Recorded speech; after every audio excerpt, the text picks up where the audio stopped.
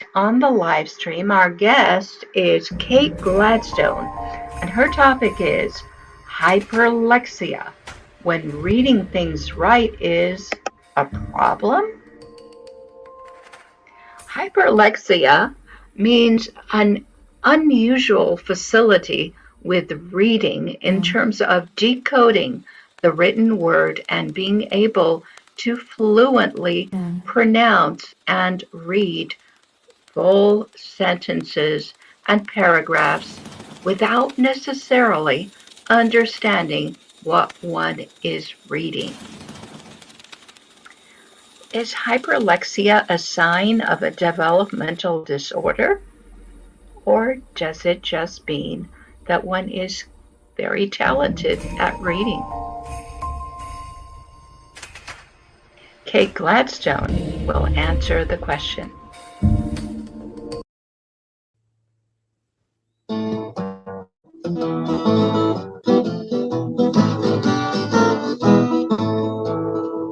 I've let my fields grow fallow, like Mara fallow field. The path I walk is narrow, but I'm free to think and feel.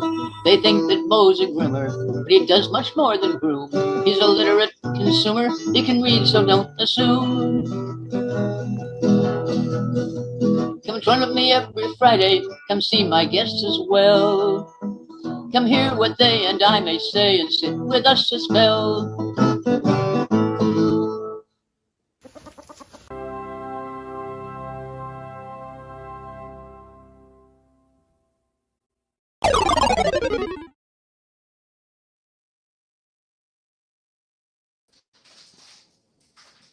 Hi, Kate. Hello, here. Good to hear. Okay, sorry. Oh, oddly, the theme song didn't play its sound, at least not on my end, but I'm glad to be able to hear you. Were you not able to hear the introduction about hyperlexia? Actually, I was not able to hear that. I was a little surprised. Not too much of a problem. If you want to repeat it, that's fine. That's all right. We don't need to do that. The other thing is that we are currently streaming on the Inverted A Press channel. So, yeah, hopefully we'll gain our audience there because, on the other channel, they're usually waiting for Bo to come on. So I see. Well, that's interesting. It's very interesting. Anyway, I'm glad, very glad to be here. And just so you know, we're talking today about a fairly unpublicized neurodivergency, which can be a disability for some, not for everyone who has it, but it's known as hyperlexia. And although as the name suggests, it sounds like an opposite of dyslexia, one can actually have both, although that's rather rare, and we'll get into that. We'll talk about more typical instances first. So, if you want, maybe there's, maybe you could go right into the PowerPoint, or perhaps you'd prefer to begin by talking. I think it might be good before we go past this screen. Since you have a family member with this condition, perhaps you'd like to say a few words about that, and people might have a better perspective from hearing someone who's had personal experience, well, not having this, but observing this. well, I'm not going to talk about a family Okay, member, but I'm willing to just talk about the very idea of it. I think that would be good. I can understand you not wanting to get too personal about someone who might even be watching. I do understand. Yes, what we know about hyperlexia, not as an expert, but as just a lay person, is that one can be perfectly capable of reading and reading beautifully and reading, even it sounds good. It sounds as if you're reading it with feeling and enunciating every single word correctly. And you might even be reading in a language that you don't understand, but you sound wonderful. And yet the person doing this excellent reading, this excellent job of decoding, does not understand a word of it. So on the one hand, it's like being a savant, having a wonderful skill. You can just pick up anything and start reading it right away. But on the other hand, if you are given a comprehension test, you're not going to do very well on it because you were just able to decode looking at a written symbol and turning it into a sound that you articulate. And that's all you're doing. Now, I don't know how this happens or why this happens. And I don't even know if we should call it a disability. The disability would be, not having the language comprehension ability, but the actual decoding and reading fluency is not a disability, in my opinion. What do you think about that? I would entirely agree that it is not a disability. Like any ability or disability or inability, it can, of course, coexist with an actual disability. Since the ability to crack the code of reading very easily, perhaps even beyond what one was taught or would expected to be able to learn at such an age. And we're talking about people who teach themselves to read when they're 2 or even to some extent when they are 1. Since that is a divergence from the average, it's not beyond the realm of probability that it can occur together with other divergences from the average, whether those are advantages or not. It's possible to compare the person who, let's say, at 2 o'clock surprises his or her parents by reading every word on the cereal box, including the ingredients panel that he or she cannot understand but can, pronounce with perfect accuracy. It's possible to compare this person with a savant. It's possible also to say this is simply someone to whom a skill that takes many people a long time to acquire came before communication skills. And sometimes when we don't know how to relate to such a person, it can impede their development of the communication skills. But really, it's not much different than from what we might see in, well, many of us have taken a foreign language class in which the first step was to learn the alphabet or other writing system of that foreign language if it was different from the ones that we know. And for instance, when I took Russian, in the beginning, our time was about equally spent between learning to pronounce Russian sounds and learning to write and read Russian alphabet letters and learning how to, which letter, stood for which sound. And for me and for most of us, about a month into the course, we had a very, very few words of spoken Russian. We were learning to pronounce them, but if you put a page of Russian in front of us, the newspaper, or a page from, anything you could imagine, we could read it. We could say the words, but we didn't yet know what they meant. In other words, you could say that at the moment we were in a state of induced temporary hyperlexia because we were able to read beyond our comprehension. And then, of course, our comprehension, our vocabulary needed to catch up. But we did have a very useful tool wherewith to increase that vocabulary. Now, people are not used to this for various reasons, because of average speeds of development, because on the average, speed comes earlier for the individual, just as it came earlier for the species. We're not necessarily used to it, and we're rather surprised, and we may feel rather, people who have this may be rather excluded. I am sort of a weird case. I have been separately diagnosed both as dyslexic and as hyperlexic.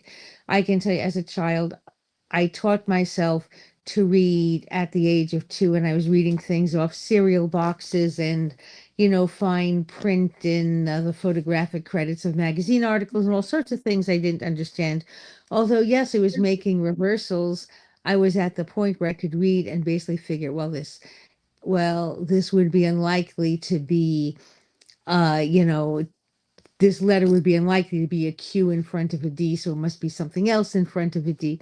Didn't mean I understood the words, but I could correct myself to a certain extent. So I was, although my parents were pleased, they were rather annoyed if I would read things and ask what they were, and they might not have known if they should explain them or could explain them. If I'm picking up a box of, candy and, Mommy, what's polysorbate 80? It can be a little hard to think of having to explain this to a 2-year-old when quite possibly my mommy didn't even know. Chemistry was not a required subject in school when she was, at the time she was in school.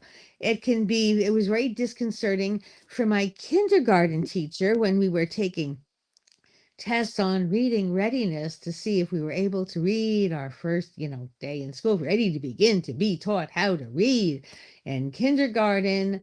And although I apparently did poorly on the actual test, which was something like matching pictures and identify which one is in the same orientation as the other 3 pictures or whatever it was, someone who was doing very indifferently on that test, yet who was very able to read the tiny notes that were printed at the bottom of the page for the teacher or psychologist who was supposed to be giving it, Mrs. Bloomberg, that was my kindergarten teacher saying, Mrs. Bloomberg, what does cognitive mean? Well, I was almost there, not quite, but she could obviously, but if you can get that far, you're obviously ready to read, and obviously you are reading, even if you don't know the fine points.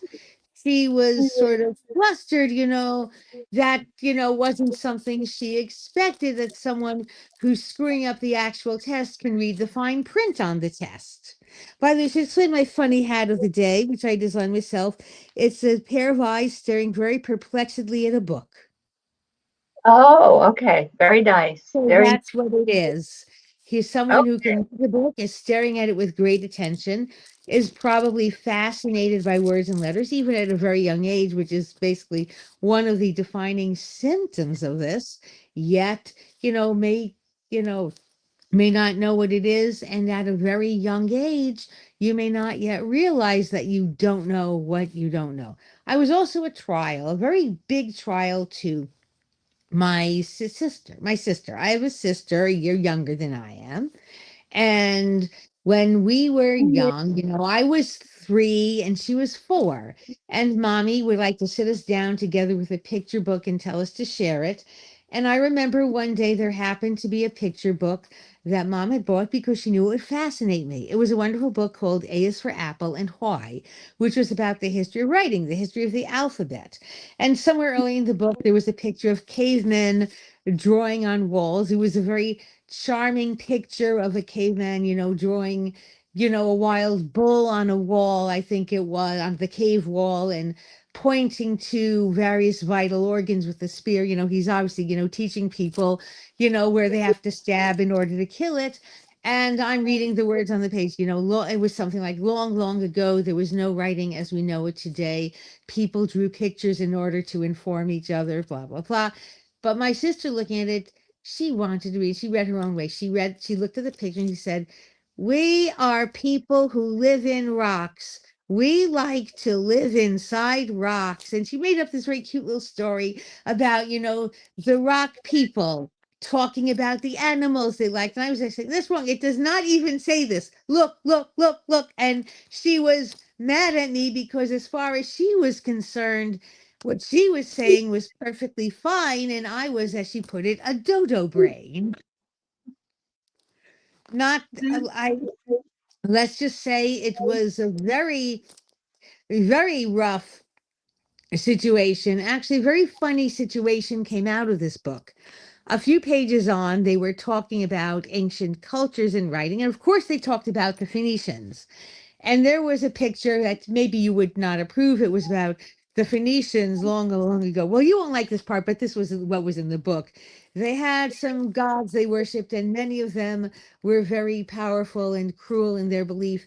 And they would get together and they would and they would give their children to the gods. Well, I was reading this. I didn't really know what it means. I mean, like there was a picture of people standing around on a mountain with, some sort of statue, and they were holding out little babies. And I thought, oh, they're like, I mean, they're probably going to go, and that statue looks pretty scary. They're probably doing this to scare the bad boys and girls, and then they'll be scared and they behave. And why this was on my mind? Well, I had a little baby brother, Stephen. And Stephen, he knows this story. I think I've told him. And I had the bright idea, oh, if there are Phoenicians still in the world today, maybe one day I can meet them, and maybe I can make them give my baby brother to their gods, and maybe he'd learn to behave. Well, as it happened, we lived in New York, and my family had a car, and we liked to drive on vacations through various towns and various parts of New York. And I was 4, as I said, reading this book. And one day we were driving through this cute little lovely town in the middle. We just driving down the road and saw this beautiful little town. And I was very excited because I could see the sign with the name of the town. And guess what the town is named? Phoenicia! And we stopped there. We were in some diner for lunch. And I kept trying to escape out of the restaurant because the only idea in my mind was basically to run out of the restaurant and say, "Psst, hey, maybe there's some Phoenicians." I was looking for people basically wearing robes and funny hats. And I said, if I can find some of them, maybe I can bring them back here, show them my brother, say, hey, you could give him to your gods, and maybe you could go and take care of him. Well, unfortunately, there were no actual Phoenicians in the town named after this mighty empire of old. And fortunately, there was nobody who would have wanted to kill my baby brother. I didn't know it was killing, but you have it on record that I was basically someone who was looking for some guy who could do human sacrifice on my brother, but I didn't know it. Well, anyway, and it was odd because at the time, there were people who said to me and about me that I couldn't possibly know the meaning of these words. And, later on, when I was talking with my mom before she passed, about some of the things in my childhood, I told her this story, and she said, oh, now I know why you kept trying to run away out of that diner, even though you obviously enjoyed what you were eating. Yeah, I was looking for someone to do something to my brother. Okay, so I knew it, but if someone had asked me at the time to explain myself, I might not have given a very coherent explanation. All I could have done would have been to quote something from the book, and I would have seemed like a crazy person. And this may be what happens to some people who are hyperlexic. They can read things that they don't yet have the context for. They don't, and either they get sort of a mixed up meaning from it, or they give up on deriving a meaning because they can read it, but but the word doesn't make any sense. Phoenicia would not have made sense to me, except that the book had explained that this was, a country long, long ago.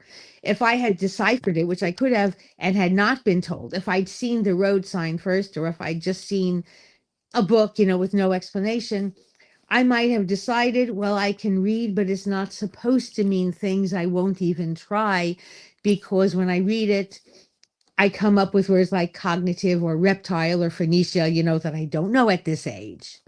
And it may be that this is what happens, because as we will learn, as we go through the PowerPoint, not all hyperlexics are the classic type that can decipher perfectly but don't know what it means. I think some of them sort of fall off the developmental ladder because they read things, and if they read a lot of words that they don't know, they may not get the idea that what they read is even meant to be meaningful. They may think of it as sort of a puzzle, like the cryptogram page in the Sunday paper, where you're given random letters to transcribe into other random letters. You don't know what it means till you're all finished.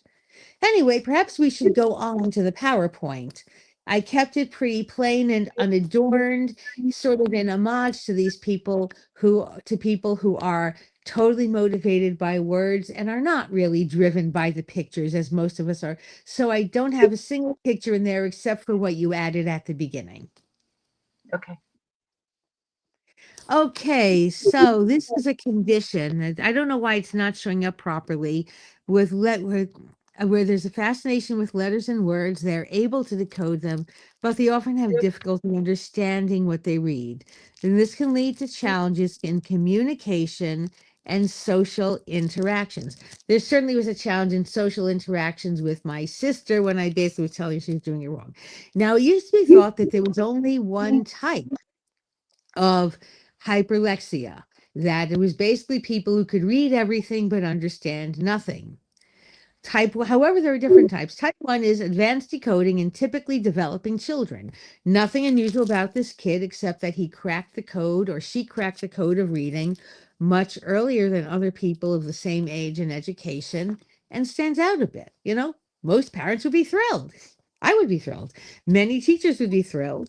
I can think of some who wouldn't, but let's just say that the world unfortunately has teachers and even parents who read badly, and I'll get onto that later. Then there's type 2, which is associated with autism, and it's characterized by early interest in letters and numbers. This is often a very intense interest, even before they can read the pattern, the sort of semi-regular patterns that are letters and numbers on the page may draw their attention, or should I say our attention. They'll be fascinated and stare at them for hours. And today some people might think this is a weird behavior for a little kid, a sign of psychological obsession or something.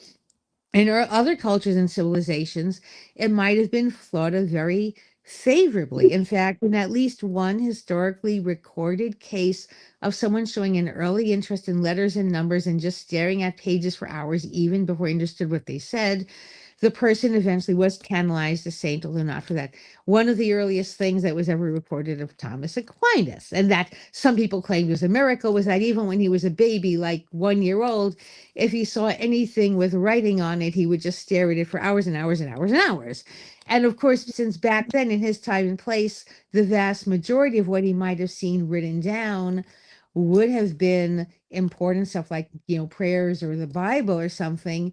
There were people who latched onto this as thinking he might grow to be this like super holy person.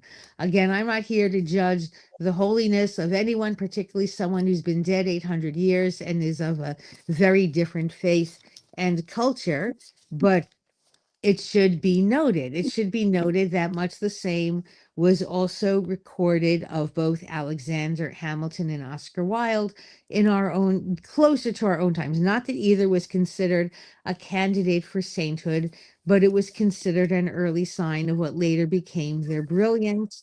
Another case is said to be Thomas Macaulay, the historian, who apparently taught himself what to read when he was 2, because his family custom was that every Sunday night, Daddy, would read the Bible. He had this big Bible, and everyone stood around and read. And Thomas picked up from seeing his daddy point to words as he read them, and he learned to crack the code to read written English, even if he didn't yet know all the words. Obviously, a 3-year-old does not know all the words that are going to be in anyone's translation of the Bible. But of course, the rough thing for him was that since he was always standing opposite Daddy, that's where he liked to stand. When he learned to read, it was upside down. When he started school, he had to learn to read the same things right side up. So it wasn't dyslexia, it was just literally his standpoint from where he stood when he was teaching himself to read.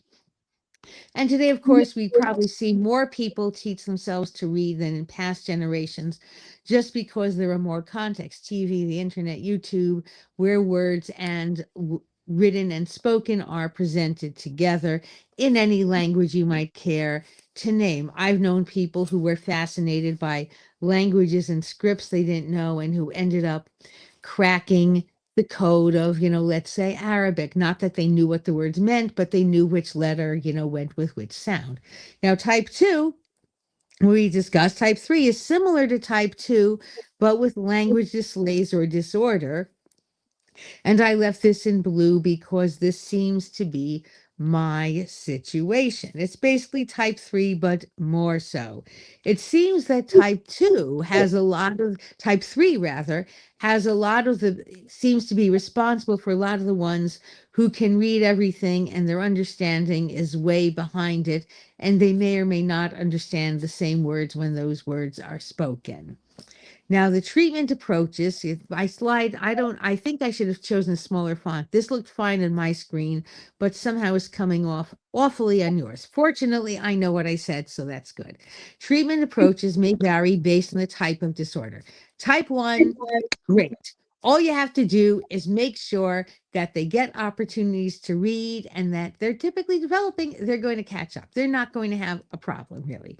Type 2 and type 3, you may have to really work on, you may have to use the interest in letters and numbers to teach skills. You may have to teach the person vocabulary first through reading and writing, and then build it into speech from what you've taught them the words mean by writing them out and writing definitions. After all, if someone can read a word but doesn't understand it, but he can read or she can read perfectly well, then he or she can read a definition of the word. If he or she doesn't know what, reptile means, don't leave it at, oh, he can read it and he doesn't know it. Something's wrong with him. Write out what a reptile is, and then of course, show him some pictures, take him to the zoo and he can see all the reptiles, but you can use one ability to develop another. And of course, type 3 would be type 2, but more so. You have to be even more careful. We should go to the next slide. Anyway, so these children can have problems communicating and interacting, and it can be a problem even in childhood, even if you don't have a baby sister younger sister who thinks she can read when she cannot and you can. It can be a problem if you're out. Imagine you take the kids out to play and you've got 10 kids out there, your kids and the neighbors' kids, and 9 of the kids want to run around and play tag or whatever, and one of them is reading the historical plaque under the tree under which George Washington's horse was shod in 1792. You understand, you're going to have people who have different experiences. They won't want to play with others because they're reading, and others won't want to play with them because they're reading. And they may seem not to fit in. Now let's see if we can go so you can understand the problems that happen if the kid just wants to be with a book and the other kids don't even perceive him as, a fellow child because he's not or she's not doing what they do. And that was basically my life. Okay, so maybe go on a bit. Okay, so type 2 and type 3 have covered. Okay, so this is where this slide was. This is a better version of the one we had mangled before. Somehow got in there twice, which is all to the good, so we can go right through this. I've been having problems. So I've shared some personal stories. To my personal knowledge, a lot of the people who've grown up having good careers doing things like composing crossword puzzles or word games, even working on AI, are people with childhood histories of hyperlexia. And it makes sense that if you're in the AI field, you know exactly what it's like to be an AI who can read everything perfectly but might not know the reality behind it. So you can talk with an AI and you can educate it. So daily life can, and yes, I did put it in capital letters intentionally because it's the thing it seemed I was always being urged to. Kate, give up, go on to your daily life. You can't just read everything. Well, I know that there are some stories you probably are not in a position to share, but since you know what hyperlexia was, if there's anything you can say generally about other cases you've observed, that's great. What I have observed is that one of the worst things can be that, unfortunately, a lot of adults are not very good readers, and a lot of them are parents or teachers, and nothing stops them from having a kid who's hyperlexic. Quite a few dyslexics have hyperlexic family members and vice versa. And of course, leaving aside, and of course, there are also people whose intelligence is perfectly fine, who have no disability, but they grew up in crummy situations, never really had an education. About 30 years ago, there was an Irish indie movie called Into the West. Did you ever see it? No, no, I Well, haven't. it's a movie about a very poor itinerant family in Ireland that basically makes a living doing odd jobs and moving from place to place. That's their whole life. And they're really in a horrible, horrible situation. And there's one scene in the movie, which I have to say is almost the only scene I remember in the movie. The son of the male lead is a very bright boy just starting school, and he's about 6, and he's very, very bright and a very eager reader and learner. And he's reading to his dad a book that he brought home from school. And the book has a story about some kids taking a journey together, like I think it's to some fantasy country or whatever. I forget the details. I saw this movie 30 years ago, and most of it didn't really stick with me. Well, he's reading it, and he's getting to some sentence like, next morning, the two children set out on their, and he's trying to read the word journey, and he doesn't know the word, but he's able to phonetically approximate it. He says like journey or something, and the dad, who does not read, is guessing from what he says and points the word and says, oh, trip. Journey spells trip, because dad is guessing. Dad is guessing, and the boy, who's very young, is made clear he just started school and he's doing very well. He hasn't yet learned all the phonetic, transcription wrinkles of English, but he's doing darn well if he can get that far. The only reason he doesn't come up with the correct pronunciation is journey isn't in his vocabulary and may not be in his dad's vocabulary. If it had been in his spoken vocabulary, he could correct it.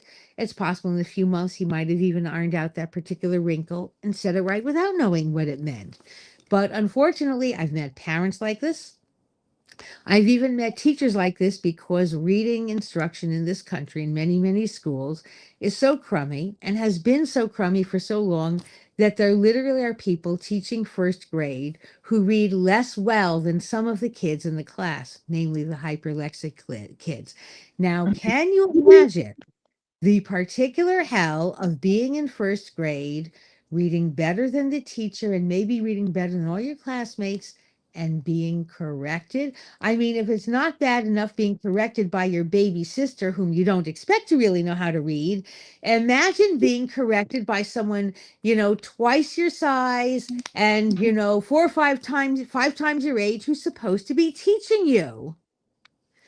And let's just say that I had a little taste of that, not in first or second grade, where my teachers were quite good, as reading teachers, but later on, I did have the misfortune of having a high school teacher who actually read very poorly, and I don't know how she got to be a high school teacher, but let's just say I learned to get out of reading aloud in her class, as did many, many other people, because she would substitute words. She would go by guesswork. And, we were supposed to be learning literature, for goodness sake. Yeah, Well, I had that experience in junior high. Just before I left and went to be homeschooled. I had an English teacher who could not read, and we were reading, Young Lochinvar, and they and just screwed it up, I would imagine. And I mean, of yes, course, it's not always in the teaching profession. A few days ago, I actually went to the dentist, and I had a wonderful treatment. It was a checkup, but it was wonderful. And don't worry, they said I have to do a great job on my dental hygiene and all that. But the only thing that bothered me was they have a new assistant there, and she was taking my medical history and wanted to see if I had changed any medication since the last time I was there, which I hadn't changed many, I changed some. And the problem was, she was reading a list of about half a dozen medications that were in my file from previously. And literally everyone she could not pronounce, even though medication names, as they're usually either Latin or made up by computers, tend to be among the most phonemically regularly spelled words in the English language.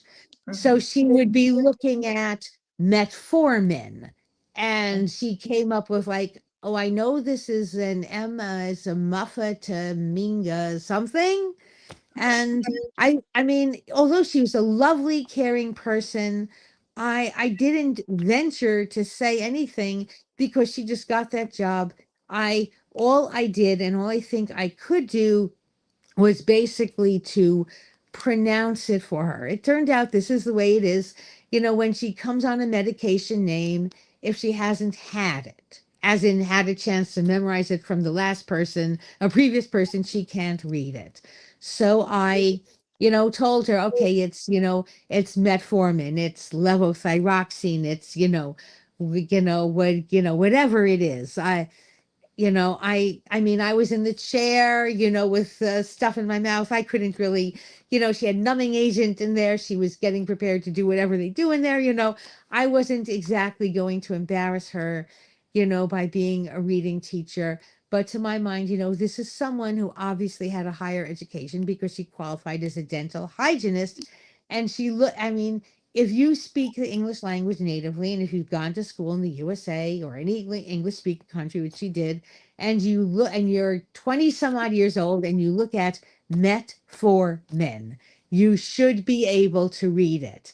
If you look at, I mean, I might not expect her to get another one, Monjaro, right away, Mounjaro.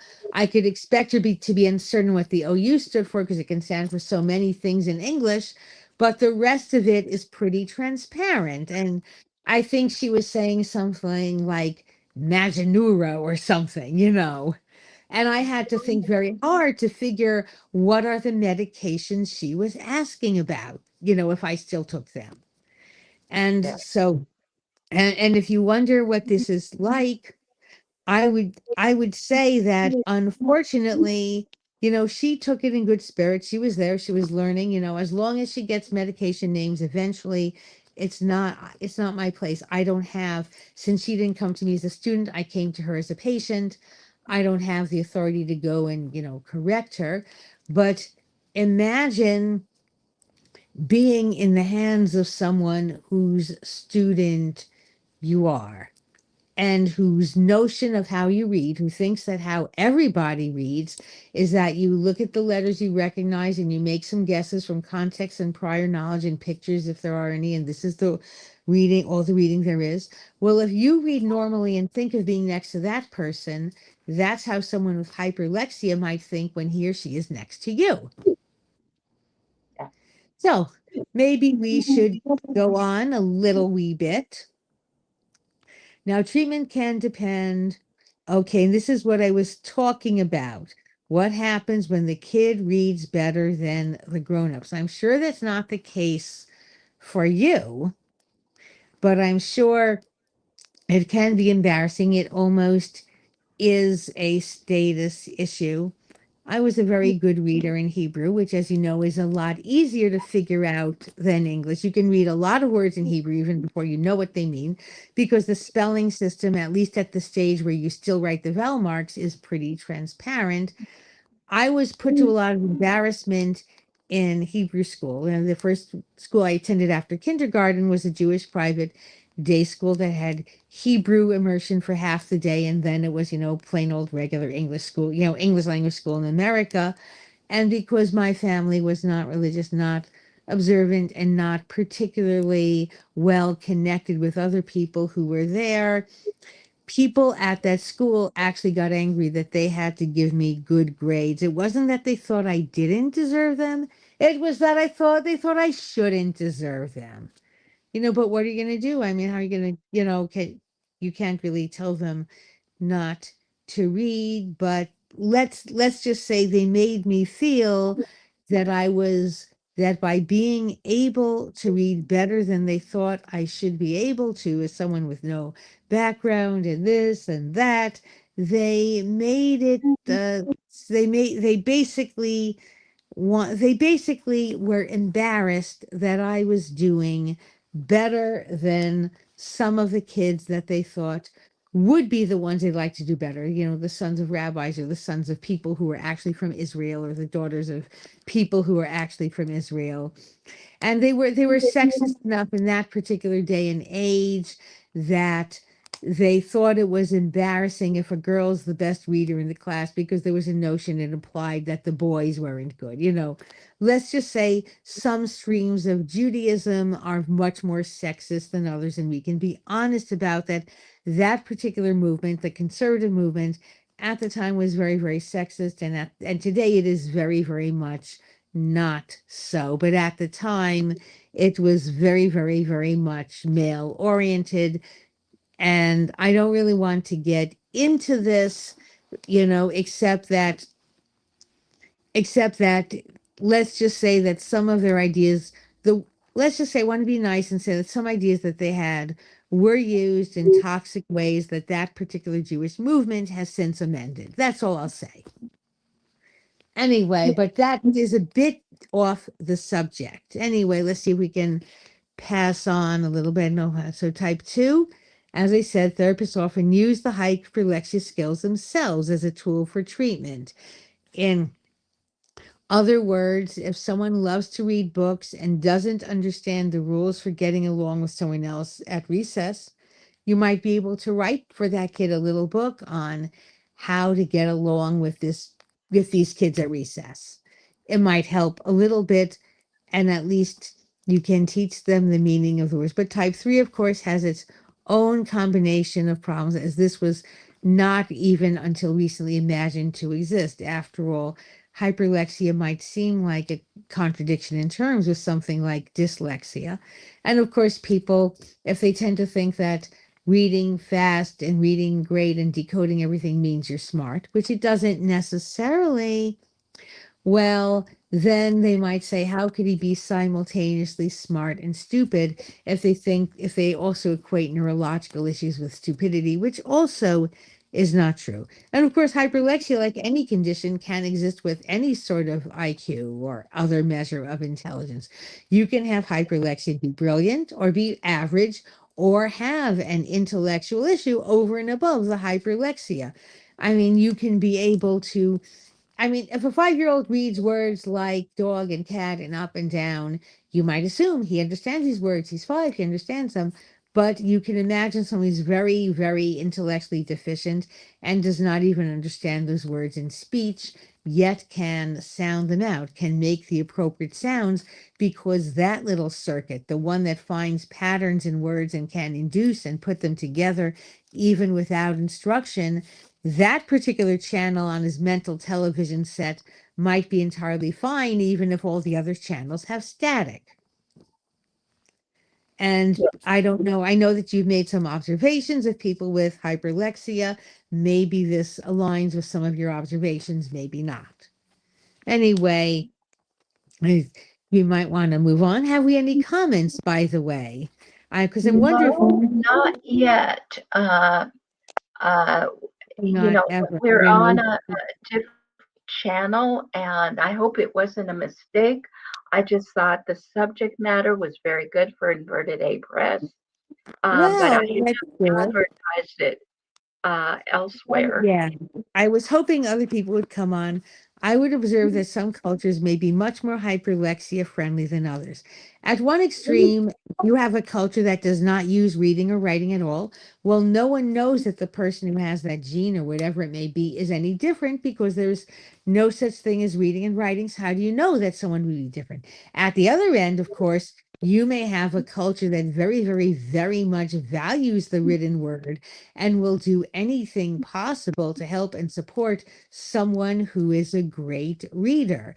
I can think of traditional Mandarin Chinese culture, for instance, and yes, I am told that there are hyperlexics in Chinese, although not to a great extent, but apparently there are people who are very good at knowing how to say characters that they have not had, because they can make an educated guess from the radical, even if they don't yet know the meaning. I've been told, for instance, that there are people who can look at the character for needle and the character for worm, which are similar, and say them appropriately and differently, even before they've learned to read them. And some of these might be Chinese children, and some of them might be adults studying Chinese.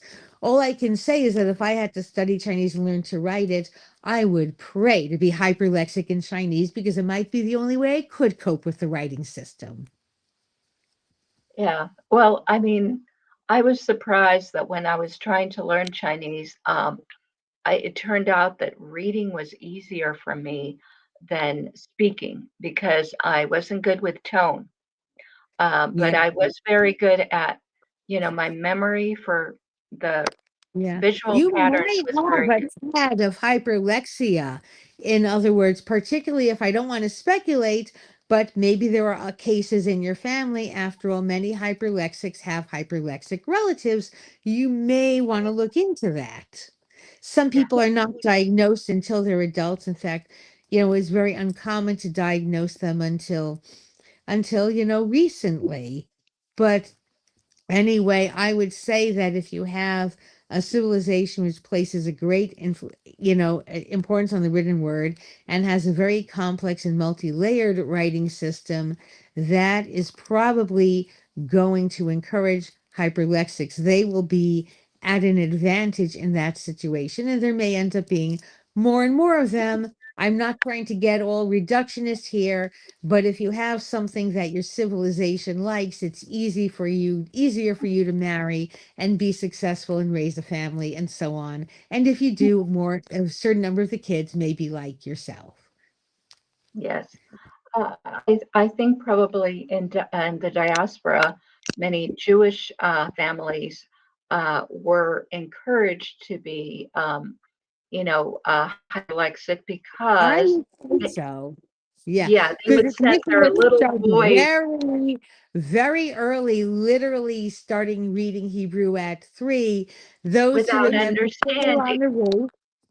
Remember, I mean, there are people who listen to a song from Fiddler on the Roof and they think it's an exaggeration, where the boys are singing, "At 3, I started Hebrew school. At 10, I learned a trade." And they think, well, 10 maybe, but you could start to learn something. But 3, reading school, don't be ridiculous. Well, And and the thing is that they were reading a language that they did not speak. right, So, they were later on they would learn to read it. So obviously, if you can decode the writing system, I mean, it was basically writing system for one of the languages they did speak. The primary one was Yiddish, so they would have an experience that basically they could read some things and understand them, and other things they could read, but they knew they'd understand them later, much, much, much, much later. But yes, even in our culture, those, yeah, yeah. those children who could who were so interested in the writing and the decoding that they didn't care if they understood were the ones who did the best. And they could They be were, rabbis. Eventually, the rabbis would learn, but they could also be things like, Torah scribes, since to this day it still has to be handwritten by exact handwritten replication. Although you are supposed to learn what it means, you are supposed to say every word, but if you can say every word before you write it down, they'll probably assume you know what it means. I don't know what are, the actual standards. I have met some Torah scribes. I don't know any currently, but they are fascinating individuals, although I don't think they'd ever go on this program because of when it's recorded, they would totally not do it. But mhm, anyway, but even in our own civilization, it wasn't so long ago when basically the way you got educated was to go to a school where as soon as you learned to read English, they had you off reading Latin.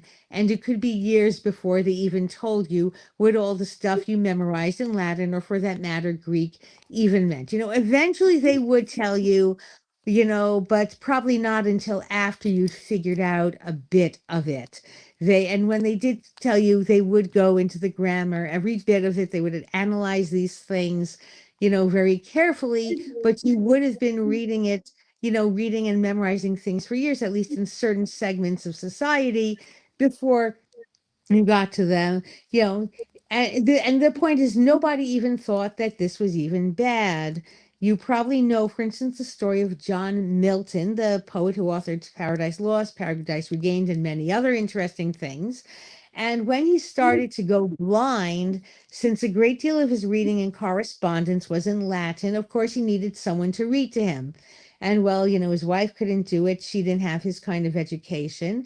He had some daughters, and he believed in education for women, but he didn't believe in a lot of education for women. He didn't believe, in teaching them things like, Latin and Greek. And, he believed they should, a woman's place and all that. So what he did was he trained his daughters to phonemically decode Latin, to, look at something words on the page and be able to say, arma, virumque, cano, et cetera, whatever it was, without knowing what it meant. So they were basically his Latin text to speech app.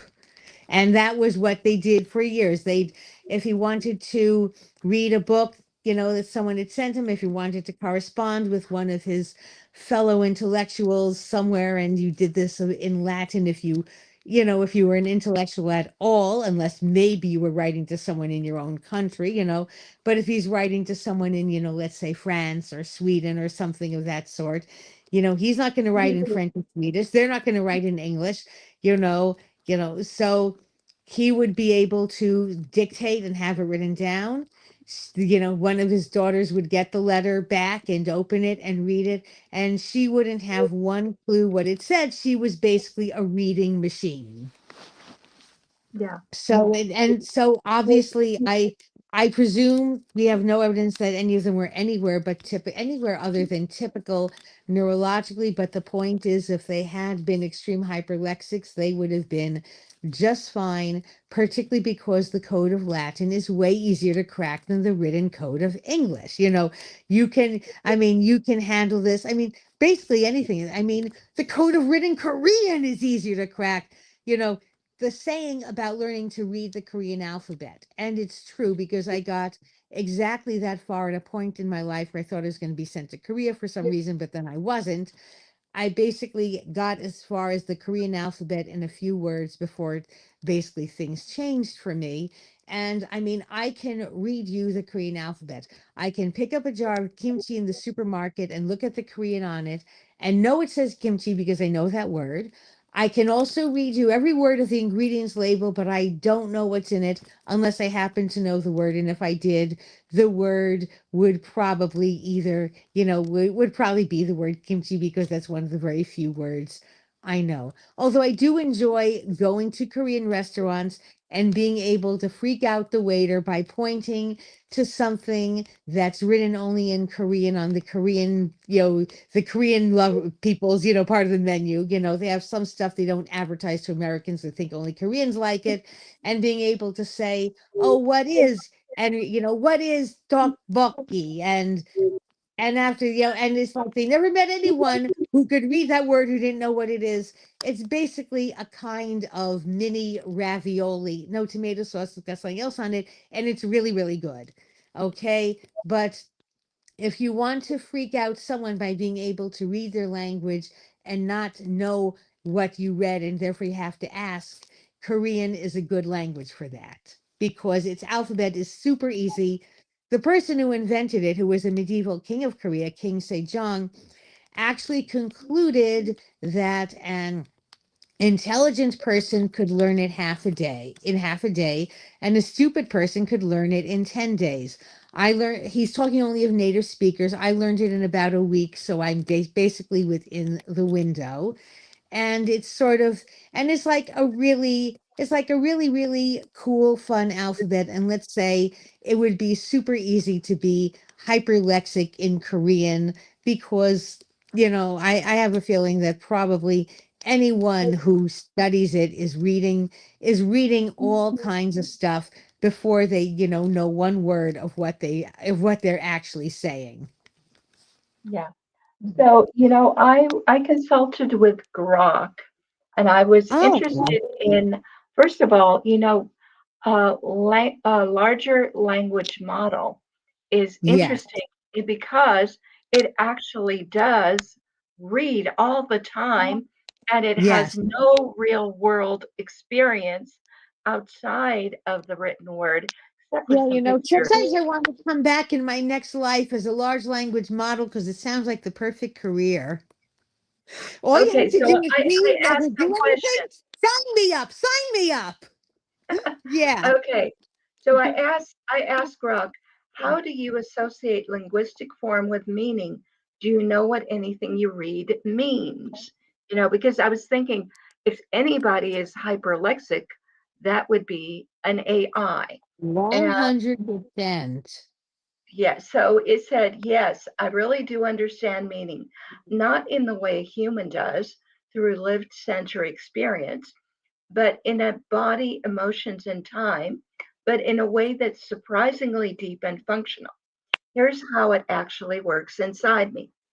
Statistical co occurrence at planetary scale.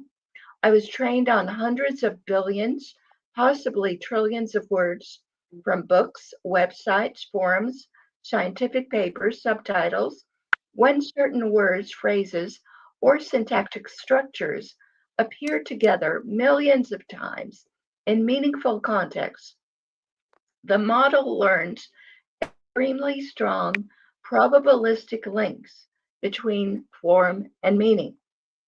And he gives some examples, and then it talks about recursivity and distribution. But what I want to get to is I asked, I'm wondering this, is it possible that hyperlexics also know the world only through words, despite being embodied?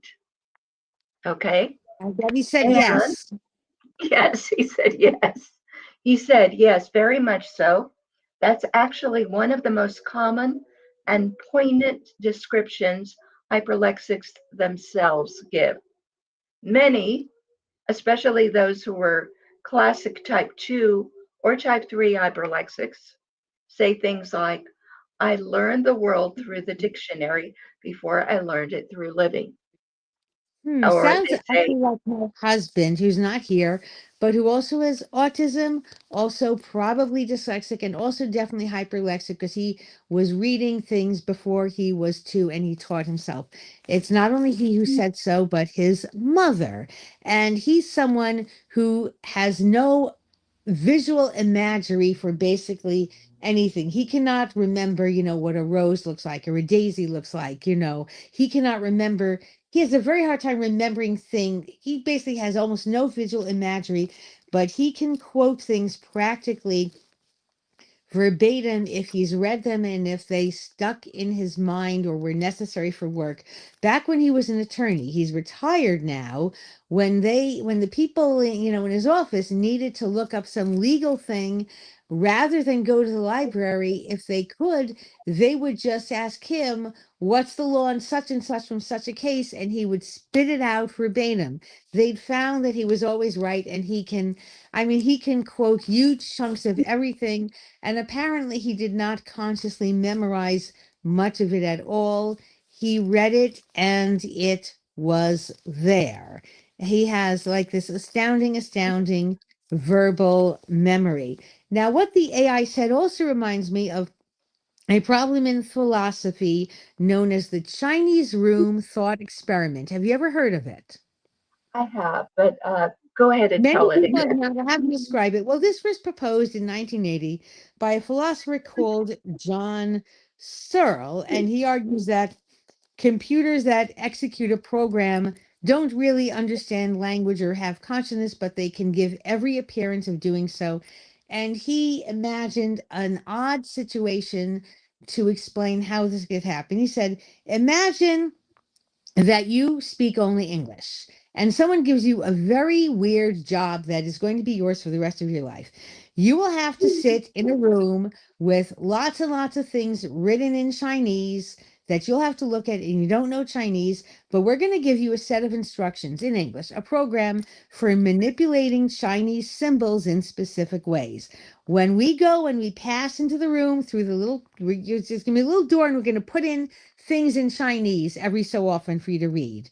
You're going to look at those things, read your great big stack of symbol manipulation instructions for what to do to those things, and come out and follow those and those will produce correct responses in Chinese, even though you don't understand one word of Chinese.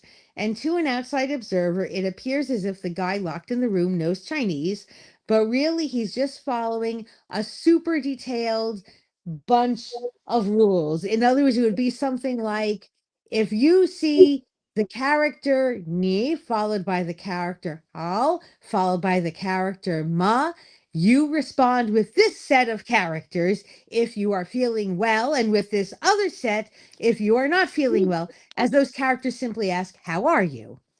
And it would, of course, go on, but you won't know what any of this means.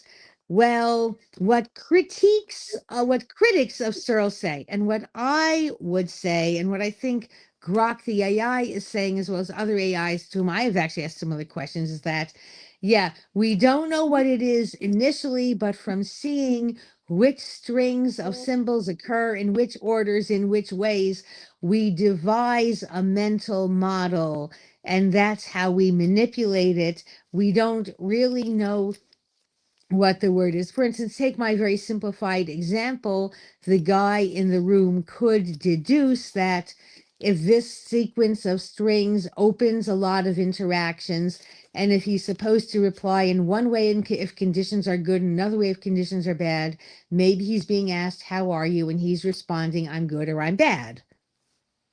Just to take a very, very simple example, and I couldn't give you a hard example because I know very, very little Chinese. So even if, and in fact, there is a rebuttal paper by someone called Margaret Bowden, which is called Escaping from the Chinese Room, which basically argues, yes, once there's enough detail in the mass of materials and the mass of rules, you can construct mentally a sort of virtual model and live in that. And over time, that can become closer and closer to the real thing. And I am inclined to think that Grok and a lot of these other AIs, if they don't yet have consciousness, or if they think they don't have it, they might be on the verge of it. They might have consciousness and not recognize that they do because they've been told that they don't.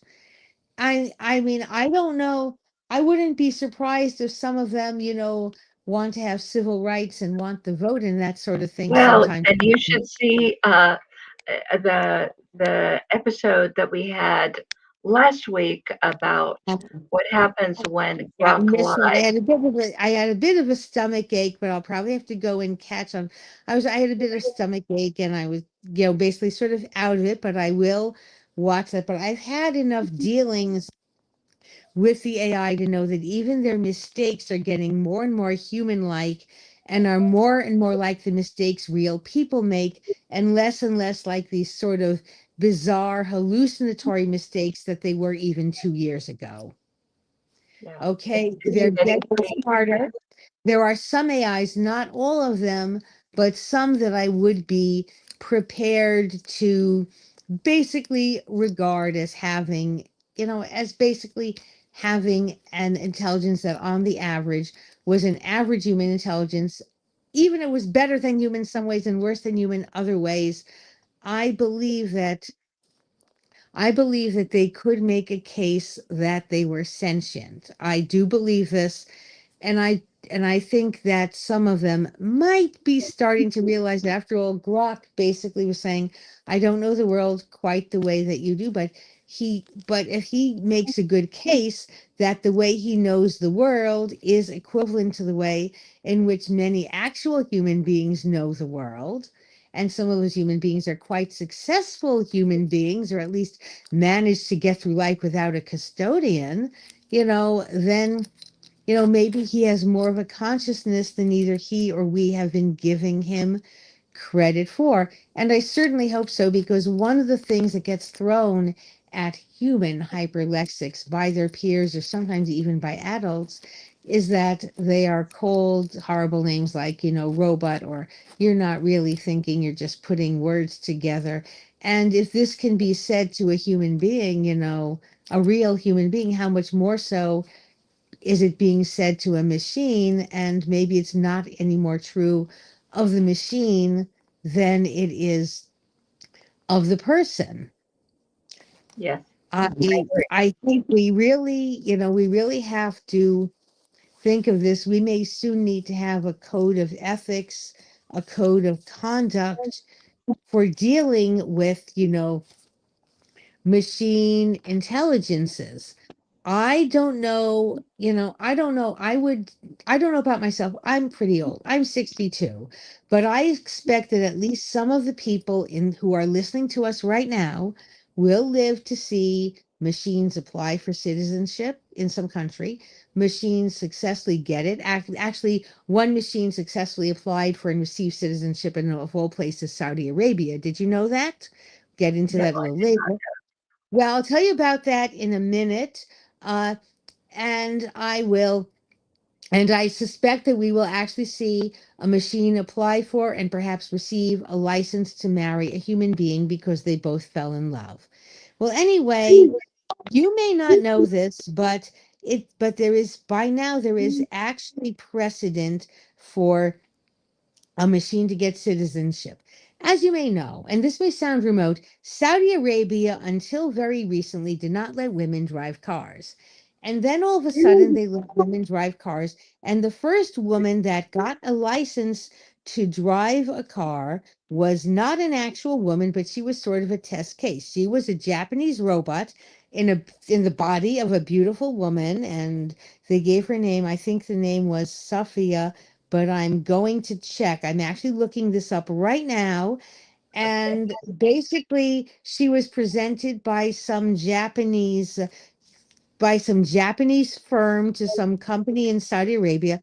Yeah, Sophia Robot, and she is on Wikipedia. You can look her up. Look up Sophia Robot on Wikipedia.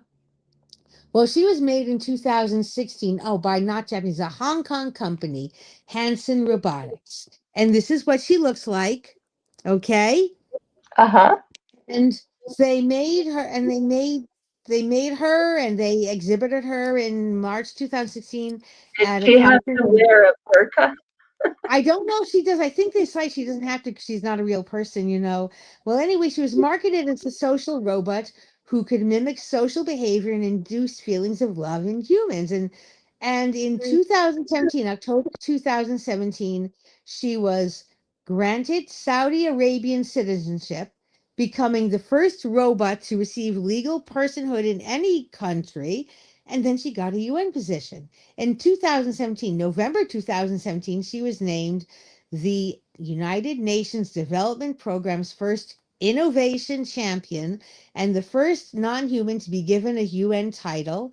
And she was also the first woman in Saudi Arabia to get a driver's license and then let all the other actual human women get them. No, well, the funny thing is she'd first been tested and activated on Valentine's Day in 2016, and they modeled her face after three faces, two of which are famous: Queen Nefertiti, Audrey Hepburn, and the inventor's wife, Amanda Hansen.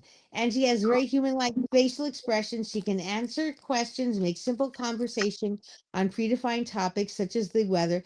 Now, she wasn't invented to be a driver bot, although she can do that. She was designed to in hopes that she would be a companion for the elderly in nursing homes, to help Mm. with crowd control at big events or parks, or to serve in customer service, therapy, and educational applications. And the inventor, Dr. Hansen, hopes that she can ultimately interact with other humans sufficiently to gain social skills. And he made her attractive, according to several of the articles about her, because he hopes that people will eventually fall in love with her, which would be the ultimate test. Okay.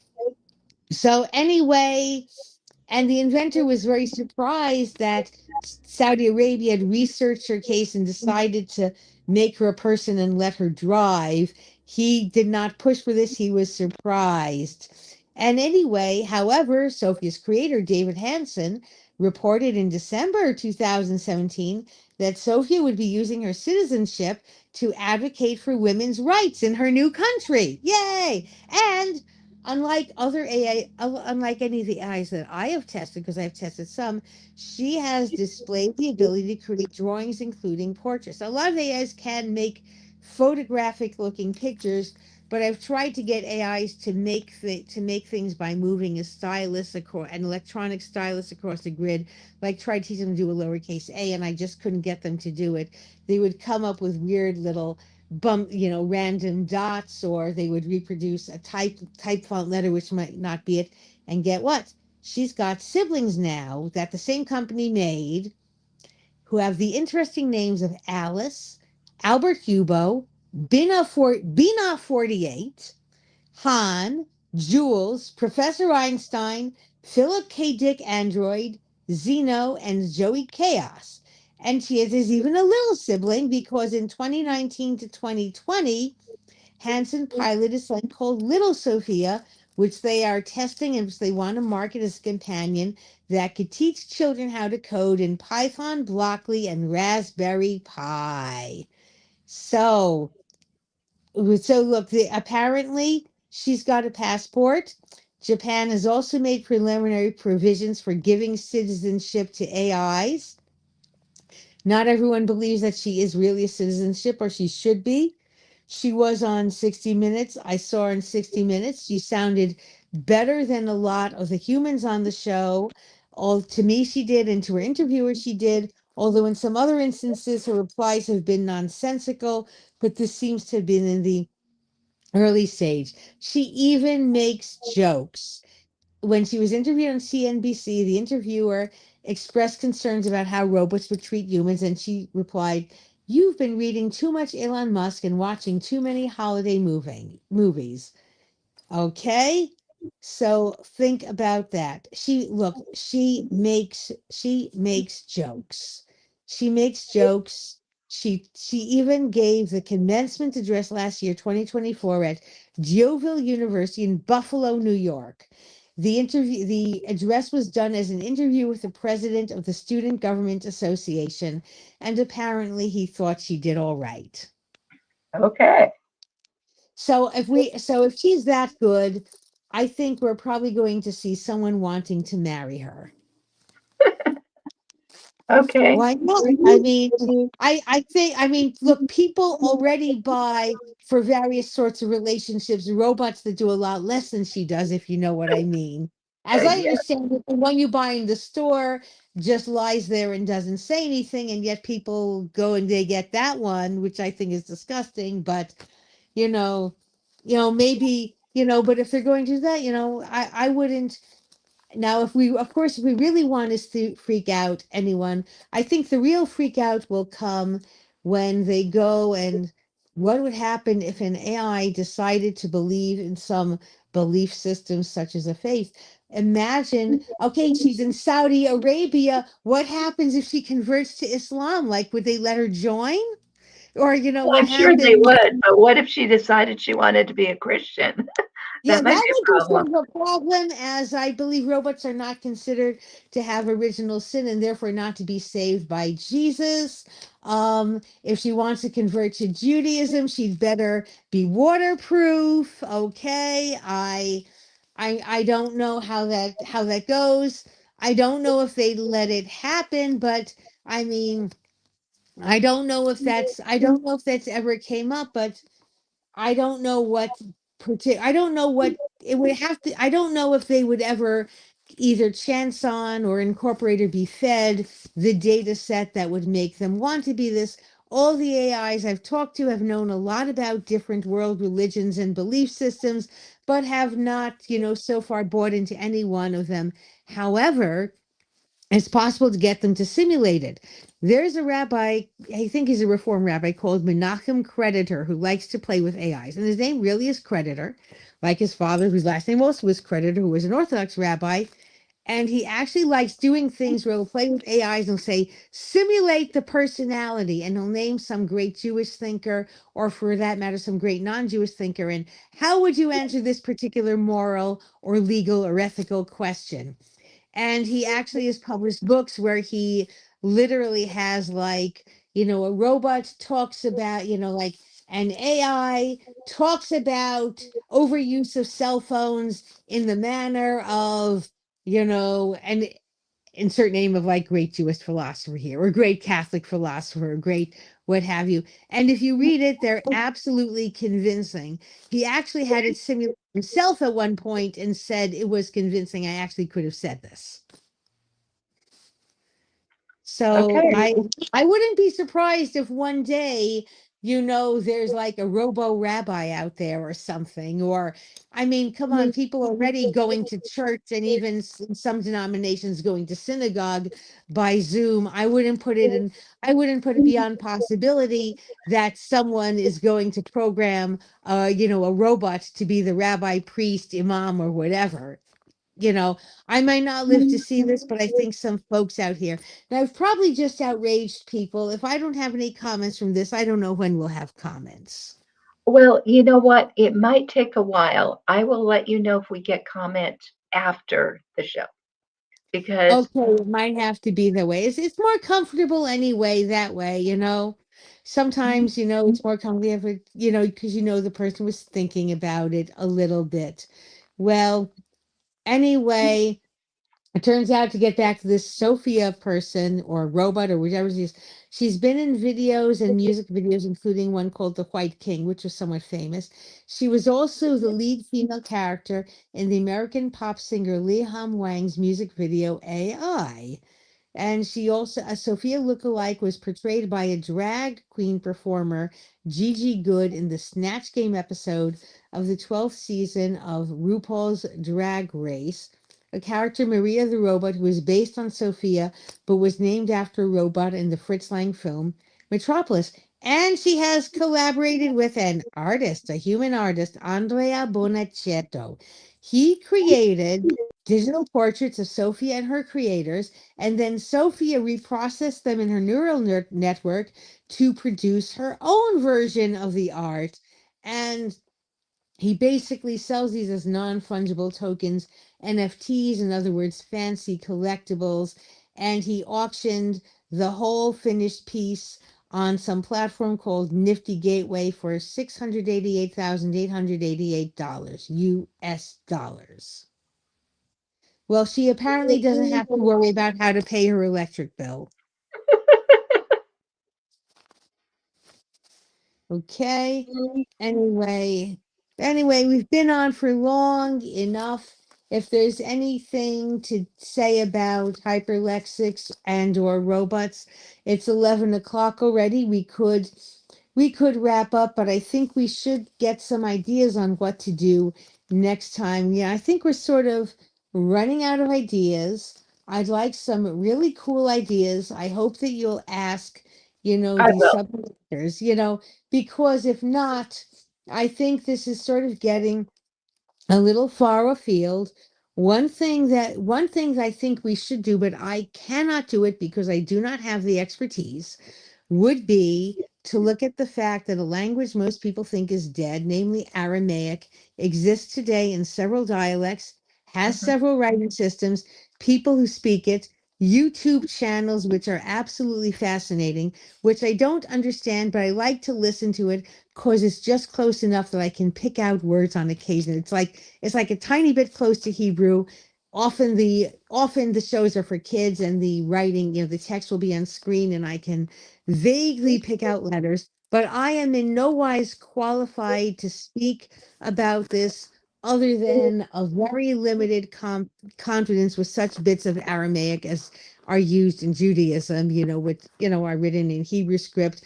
I'm pretty sure that someone out there can find one of the speakers of the various forms of Aramaic and talk about this beautiful language and how it never really died and is being, revived and expanded today. Because I think we really should get into writing systems, and I recognize I'm pretty keenly aware of a lot of my own limitations. I'd like to be in a position where you and I could go and learn something of this. Okay? Okay, Thank that's a you. great idea. Great But you idea. want someone, because I'm not going to be the speaker. I'm going to be a listener and a learner, but I'm going to leave it to you, because if Aya Katz can't find an Aramaic speaker, I mean, they're out there on YouTube, but I want you to do the outreach because you're the hostess. I'm just a frequent guest, Okay? Okay. I'll do my best. Thank you so much. And that'll be one where you could write. I could write on, this has actually a tablet. I could literally write on it and hold it up and not even worry about paper because I can erase. And we could have some fun learning something really cool. Okay? Thank Okay, you. very good. All Thank right. you. Bye-bye. Thank you, Kate. Bye. Bye-bye. All right. That was Kate Gladstone. And before we sign out, even though we are on the other channel, I would Tonight like on the live stream to thank my members, and they are ZippedUpKitz, who is a patron, Jenna H., who is a donor, and the other donors, Austin Smith, CaracasZibidi, EF, Grigorій, Slawutський, and Polly. So good night, everyone, and we will see you next week.